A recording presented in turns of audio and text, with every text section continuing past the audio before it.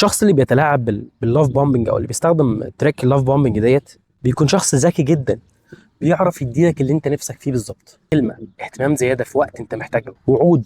بس الهدف من كل ده مش ساعات، لا، الهدف ان هو يسيطر عليك، يسيطر على مشاعرك. وده اللي بيسموه في علم النفس كنترول ثرو افكشن، يعني السيطره من خلال العاطفه. ولما تيجي تحاول تمشي يبعت لك رساله كده يقول لك انا اسف بس انا ما كنتش قادر اعيش من غيرك، فتنهاري حضرتك قدام الرساله بتاعته وتفتح الباب من تاني. وبكده يبدا معانا سايكل من المانيبيوليشن، دوره التلاعب بتاعته باللاف بامبنج. عاوزك تفكر معايا كده ثانيه في السؤال ده: هل الشخص ده بيحبك؟ لو بيحبك بجد هيغرقك بالحب يوم كامل، تاني يوم يجي يسحب منك كل حاجه؟ ولا الحب الحقيقي بيكون ثابت ومتزن، مش محتاج يثبت نفسه كل ثانيه؟ صح؟ باختصار، لو الحب بدا بسرعه غريبه جدا، وانت فاهم قصدي كويس، وبكلام احيانا بيكون اكبر من الموقف نفسه، تحس انت عشت دراما كبيره قوي كده، ما تقعدش تقول ربنا يبارك لي فيه وربنا يحفظه لي، لا لا، تبدا تقلق ان مش دايما اللي بيحبك هيغرقك بالحب كل مره واحده. تلاقي اللي بيستخدم اللاف بومبنج هيغرقك بالحب عشان يغرقك انت. لو انت اول مره تشوفني فانت بتسمع سايك باث، مسارك النفسي. ما تنساش تعمل متابعه عشان تعرف الفيديوهات الجايه ازاي تفرق بين اللاف بومبنج والحب الحقيقي، وازاي تحمي نفسك من كل الشخصيات اللي احنا بنشوفها في حياتنا ديت